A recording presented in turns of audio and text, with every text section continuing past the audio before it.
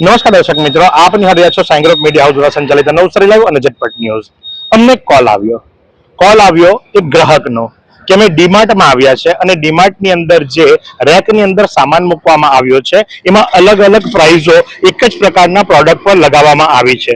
હવે જે પ્રોડક્ટની મિનિમમ પ્રાઇસ છે એ પ્રોડક્ટ જોઈ અમે લેતા હોઈએ છીએ અને જ્યારે બિલિંગ કાઉન્ટર પર જઈએ છીએ તો ત્યારે એના ભાવની અંદર ડિફરન્સ આવતો હોય છે.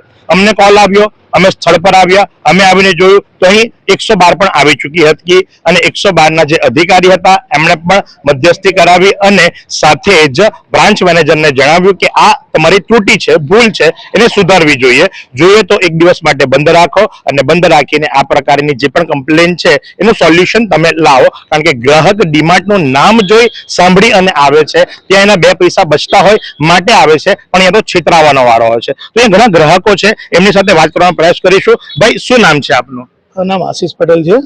શું ઘટના બની આશીષભાઈ? સાહેબ, અમે અહીંયા પ્રોડક્ટ અમે રેગ્યુલર કસ્ટમર છે. મેં અગાઉ પણ અહીંયાથી ખરીદી ઘણી બધી કરી છે. 2-3 વાર એવું થયું છે કે એમઆરપી ત્યાં ટેગ લગાવ્યો હોય એમઆરપી નો અને જે પ્રોડક્ટ લીધી હોય તેમાં ભાવ ફેર ઘણો હોય છે. કારણ કે એ લોકો ડિસ્કાઉન્ટ પ્રાઇસ લખે તો કસ્ટમરના મગજમાં એવું લાગે કે એમઆરપી 400 રૂપિયા છે, આપણને 200 રૂપિયામાં મળે છે, તો એ 200 રૂપિયાનો ફાયદો થાય છે. પણ ઘણી વખત એવું થાય છે કે એમાં પ્રોડક્ટ પર પ્રાઇસ 400 ની જગ્યાએ 350 પર નીકળે છે. આ એક્ઝામ્પલ છે. આવી ઘણી બધી પ્રોડક્ટ અમે જોઈ છે કે જેમાં એ લોકો જે ટેગ લગાવ્યા છે એ ટેગમાં અને ત્યાં પ્રોડક્ટ જે ઉછીને અમે લઈએ છીએ એમાં ભાવ ફેર ઘણો હોય છે. આ એક રીતનું કસ્ટમરની સાથે છેતરપિંડી કહી શકાય. અમે લેખિતમાં પણ ફરિયાદ આગળ આપી હતી. મારી એકવાર 8 રૂપિયાનો ફરક આવેલો હતો. જે સેલિંગ પ્રાઇસ કરતાં એમને બિલ મારું 8 રૂપિયાનું વધારે લીધેલું હતું. એનું મેં લેખિત ફરિયાદ પણ આપેલી હતી.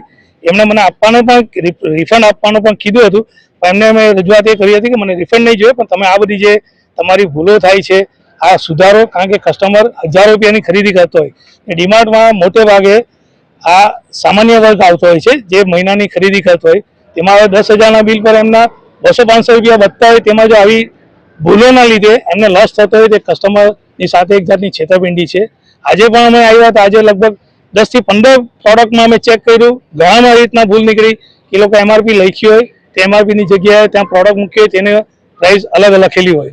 એ બ્રાન્ચ મેનેજરને રૂબરૂમાં બોલાવીને, સ્ટાફને રૂબરૂમાં બોલાવીને અમારી કમ્પ્લેન કર્યા પછી ફટાફટ એ લોકો ટેગ પણ બદલી કાઢે છે.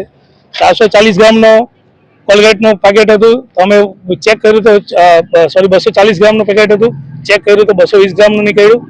ફરિયાદ કરી પછી તરત એ લોકો 220 ગ્રામનો ટેગ બદલી કાઢ્યો. આ રીતના જે કસ્ટમરની સાથે જો છેતરપિંડી થતી હોય તેના માટે એમણે ધ્યાન આપવું જોઈએ કે બીજી વાર આવું નહીં થાય. તમે જ્યારે રજૂઆત કરી ત્યારે એ લોકોનું બિહેવિયર કેવું હતું અને પોલીસ આવી ત્યારબાદ એ લોકોનું બિહેવિયર કેવું હતું? બિહેવિયરમાં પહેલા એવું હતું કે એ લોકો અમને એમ કન્વિન્સ કરવા માંગતા કે તમે એમ સાઈડ ઉપર આવો, એટલે એમ કાઇન્ડ ઓફ કહી શકાય કે કરપ્શન એમ જેવું કરતા કે આપણે એમ સેટિંગ કરી દે, એવી રીતના કરી દે. પણ જેવા એમ પોલીસ આવ્યા તેવા લોકો કેવા લાગ્યા કે ચલો આપણે આટલું જે કંઈ બી એમ ચેન્જીસ લાવવાના છે તે લાવી દઈશું. ને એવું નથી કે એમ પકડીને આપણે જોયા હોય ને એમાં પણ હવે 2 પ્રોડક્ટ છે, 2 પ્રોડક્ટમાં સિમિલર હોય, પ્રાઇસ ટેગ સિમિલર હોય છે તો બી બેની અલગ અલગ છે ને મૂકેલી એ લોકો કમ્બાઇનમાં છે. હવે ધારો કે મેં એક બી કોઈ લોશનની બોટલ ઉચેકી, એમાં એકની પ્રોડક્ટ છે 413 રૂપિયા, પણ ત્યાં એ લોકો એમઆરપી માં 440 રૂપિયા ને સેમ એમાં ઊંધું બી થતું છે કે 440 ને 413 હોય. એ રીતના આપણા મગજમાં એવું થાય કે ચાલ ભાઈ મને આટલા રૂપિયા ડિસ્કાઉન્ટ મળતું છે, ધારો કે ઓછું બી મળતું હોઈ શકે ને એમાં છેતરવાનું આપણું જ થતું છે. તો તમે જુઓ છો એ મુજબ કે આ એ પરિવાર છે અને આ એ સભ્યો છે કે જેઓ આવ્યા હતા અને સાથે જ હું હવે આપને બતાવવા માંગીશ કે આ સ્ટાફ છે. સૌથી પહેલા તો જ્યારે અમે મેનેજરને કહ્યું તો મેનેજર મને પોતાને સાઈડ પર બોલાવીને કહેતા હતા કે ભાઈ આપણે અંદર સમજી લઈએ. મેં જ્યારે ના પાડી તો ત્યારે એમણે કીધું કે ભાઈ તમે અહીંયા ઇન્ટરવ્યુ નહીં કરી શકો, તમે બહાર આવી જાઓ. એટલે અમે પાર્કિંગ એરિયામાં આવી ગયા અને અમે જ્યારે પાર્કિંગ એરિયામાં આવ્યા તો એમના જ સ્ટાફના લોકો અમારો પણ વિડીયો ઉતારતા હતા. ઉતારી શકે, એ લોકો વિડીયો ઉતારે, અમને કોઈ વાંધો નથી. અમે મીડિયા છે, અમે મીડિયા અમારું કામ કરીએ છીએ. કદાચ સ્ટાફને કીધું હોય કે ભાઈ તમે મીડિયાનો વિડીયો ઉતારો તો સ્ટાફ મીડિયાનો વિડીયો ઉતારતા હતા. આ બેનને આપણે પૂછીએ કે એમણે મારો વિડીયો ઉતાર્યો છે, મને કોઈ વાંધો નથી, મને તો નવસારીના લોકો ઓળખે જ છે. બેન, તમે મારો વિડીયો ઉતાર્યો, તમે જાતે ઉતાર્યો કે તમને સાહેબે કીધું? તમને ના કોઈ નથી કીધું. તમે મારો વિડીયો ઉતાર્યો ને? કોઈએ વિડીયો ઉતારવાનો તમારા મોબાઈલમાં છે બેન, મેં પોતે જોયું. બેન મેં પોતે જોયું. આટલું ખોટું તો ના બોલો, કારણ કે તમે મીડિયા સમક્ષ છો. તમે ભલે તમારું સ્ટેટમેન્ટ નહીં આપો, મને કોઈ વાંધો નથી. તમારા મેનેજર સાહેબ મને સાઈડ પર લઈ જઈને એમ કહેતા હોય કે ચાલો ભાઈ આપણે અંદર અંદર સમજી લઈએ, પણ આ બીકાઉ મીડિયા નથી મેડમ. આ લોકો આમ જનતા છે. આમ જનતા એક વિશ્વાસ લઈને આવે. ડીમાર્ટ નું નામ આખા ની અંદર, અને મેनेजर साहब, जी हाँ, मैं मैनेजर साहब से। मैनेजर जी आपका नाम क्या है? मैनेजर जी आपका नाम क्या है? मैं ऑथोराइज नहीं हूँ कुछ बोलने के लिए सर। તમે જો છે પ્રમાણે આ જ મેનેજર છે જે હવે કહી રહ્યા છે કે ભાઈ હું ઓથોરાઇઝ નથી કે પણ બોલવા માટે, જે મને સાઈડ પર બોલાવતા હતા ને કહેતા હતા કે આપણે અંદર અંદર સમજી લઈએ. એટલે તમે વિચાર કરો કે ડીમાર્ટ ની અંદર શું ચાલતું હશે. આ એક બેન છે. બેન તમે શું કહેવા માંગો છો? આ માટે તો તમારે હવે તમારા મીડિયાના મારફતે આ ડીમાર્ટ નો હવે સુધારો કરવો જ જોઈએ, કારણ કે અમે લોકો મહિનાનો ઘણો ખરો સામાન અહીંયાથી જ લઈએ અને અમારા પૈસા અમે મહેનત કરીએ ત્યારે પૈસા આવતા હોય ને અમે અહીંયા પૈસા બચાવવા માટે અહીંયા ખરીદી કરવા આવીને અમારા જ પૈસા વધારે જતા હોય. આજે જયારે પકડાયા તો એ સ્ટાફ બી અમારી સાથે ગમે તેવું વર્તન કરતા હતા ત્યાં. તો આ બધું તમારા મારફતે હવે સુધારવું જોઈએ. કાં તો ડીમાર્ટ બંધ કરો અને પછી નવેસરથી બધા ટેગ લગાવીને કરો. તમે જોયું એ મુજબ કે પૈસા બચાવવા માટે આવતા હોય છે અને જેવા અમે નજીક ગયા એટલે પાછા અંદર ભરાઈ ગયા. પહેલા તો સેટિંગ ની વાતો કરી, સેટિંગ માટે અમે ના પાડી, એટલે અમને કે ભાઈ અહીંયા તમે ઇન્ટરવ્યુ નહીં લઈ શકો. અમે પાર્કિંગ એરિયાના છેક ગેટ પાસે આવી ગયા તો ત્યાંથી એ લોકો અમારો વિડીયો ઉતારે. તમે જુઓ તો ખરા, એક તો ચોરી, ઉપર છે સીના ચોરી. આ કહેવત એકદમ સાચી પડે છે. અને જ્યારે એમના જે કર્મી, જે મહિલા કર્મી મારો વિડીયો ઉતારતા હતા, એમની પાસે અમે ગયા તો એમને પણ બોલાવી લેવામાં આવ્યા. એટલે આ છે નવસારીનું ડીમાર્ટ. એટલે નવસારીના ડીમાર્ટમાં તમે ખરીદી કરવા માટે આવો, ચોક્કસથી આવજો, પ્રેમપૂર્વક આવજો. તમારા બે પૈસા બચતા હોય માટે તમે આવો છો, પણ આ પ્રમાણે કદાચ કોઈ જગ્યાએ તમે છેતરાઈ નહીં જાઓ એની પણ કાળજી રાખજો.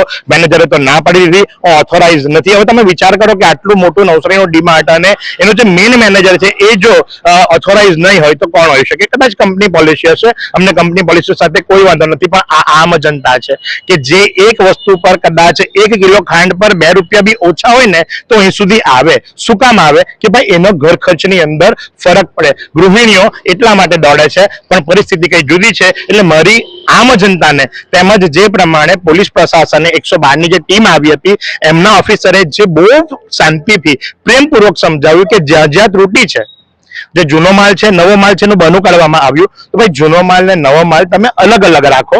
ભલે એક જ શેમ્પૂની બોટલ હોય, જૂનો માલ કદાચ એમને 413 રૂપિયામાં પડ્યો હોય, નવો માલ 430 રૂપિયામાં પડ્યો હોય, તો બંને અલગ અલગ મૂકો. એટલે લોકો 413 પહેલા લે અને પછીથી 430 લે જો પતી જાય તો. એટલે એ સૂચન આપવામાં આવ્યું, એ માટેની એમને વાતો કરવામાં આવી. તેમ છતાં પણ તમે અત્યારે પણ કેમેરામાં જોઈ શકો છો, મેનેજર ફોન પર વાત કરી રહ્યા છે, સતત સ્ટાફ ત્યાંથી ડોકાઈ રહ્યું છે અને મેનેજર આટાફેટા કરી રહ્યા છે કે અમે કઈક રીતે માની જઈએ. પણ જી હા, આ નવસારી લાઈવ છે.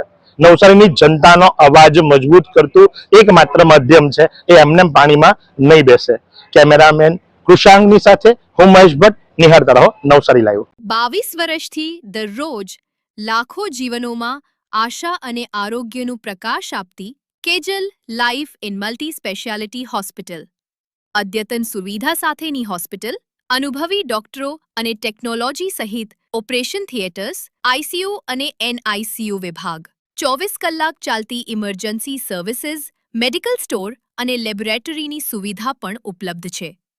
હોસ્પિટલ સેવાઓ જેમ કે ઓર્થોપેડિક વિભાગ, મગજ અને સ્પાઇન વિભાગ, યુરોલોજી અને હૃદય રોગ વિભાગ, જનરલ સર્જરી વિભાગ